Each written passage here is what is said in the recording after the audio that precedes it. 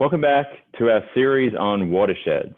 This is the final part of this series, and that we're looking at different aspects of watersheds here in Virginia. All right, so hopefully you've watched the first two videos where we looked at what a watershed is and the different abiotic factors that make up a watershed as part of an ecosystem. And then we looked at the human interactions that could impact the quality of the water in an ecosystem, okay?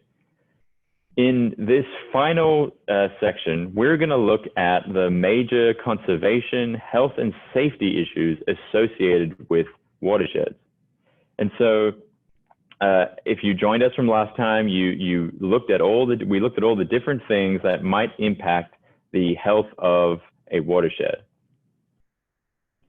Okay, so now we are back and we're going to be looking at how these different human interactions could impact and what the conservation issues are. So you can see here in this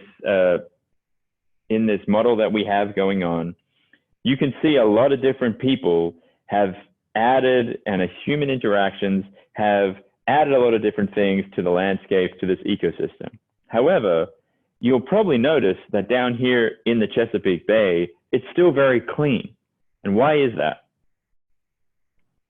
Of course, there hasn't been any kind of rain event. There hasn't been any water to move any of these chemicals or loose soil or anything downstream. So that's what we're going to model in this video. So here we have a rain cloud coming in to this environment, and it's going to start raining, and I want you to observe what happens, and I want you to make a hypothesis as to what you think the quality of the bay will be like after this rain event. So as it rains, you see that the water moves down these streams and creeks, and it moves through the watershed, just as we described in the first video. It moves down these streams and creeks. It's always looking for a larger single collection point of more water.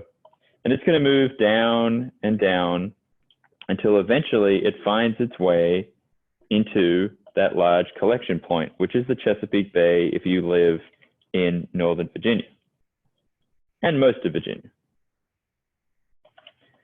All right, so now that we've had our rain event, we can quite clearly see what has happened, and hopefully your hypothesis was correct, that as the rain hits these different areas, because of the topography of the land, that water is going to move downstream.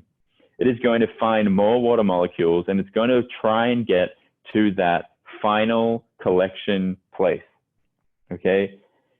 As it's moving, those human interactions are going to impact the quality of that water. So all of the things from the previous video that we saw are going to be going along with those water molecules and eventually ending up in the Chesapeake Bay.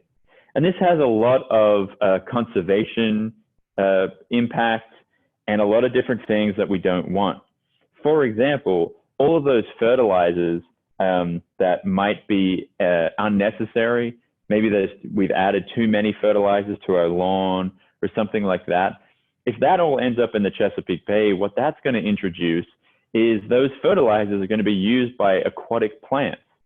So there's going to be more and more plants, right? And as a result, there's going to actually be less and less oxygen in the bay. That's going to impact the quality of the fish in the ecosystem and a lot of different marine life, oysters, things like that. Okay, if we look back here at the soil, remember how that soil in the previous video was intact, but because we cut those trees down, now the soil had the ability to go wherever the water took it. And as you can see, the water took it straight downstream. Okay, you might think that that doesn't have a huge impact, but in the big picture, what it does is, because of all of that extra sediment, there is going to be a lot more, eventually, more and more sediment at the bottom of the creeks and streams and rivers. And that is going to raise the water level. And so if you've ever gone to a creek and you can see the roots of trees along the side, that's because that water is going and it is eroding all of that soil. The more soil that ends at the bottom of that creek or stream, the higher the water level eventually is going to be. All right. There are so many other different impacts that might be happening. One of the important ones to look at here is we mentioned that these cows are hanging out and lying and have access to this creek that's right next to them. And that's great. That means that they can get a drink of water when they need it. The problem with that is if those cows are standing in that creek, they're likely going to be pooping in that creek or that stream.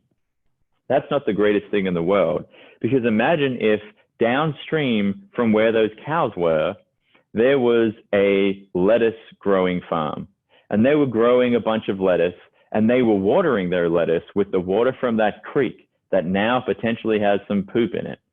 That's not really what we want to be eating, and that is a really big safety concern. So what I'd like for you to do is for you to talk amongst yourselves and brainstorm what are the different things that might also be conservation impacts, all right? Let's think about the pesticides and the fertilizers. Let's think about that oil, all right? What else could having too much soil in the water system impact, all right? Could it be impacting something to do with a word called turbidity? That's for you to figure out and find out.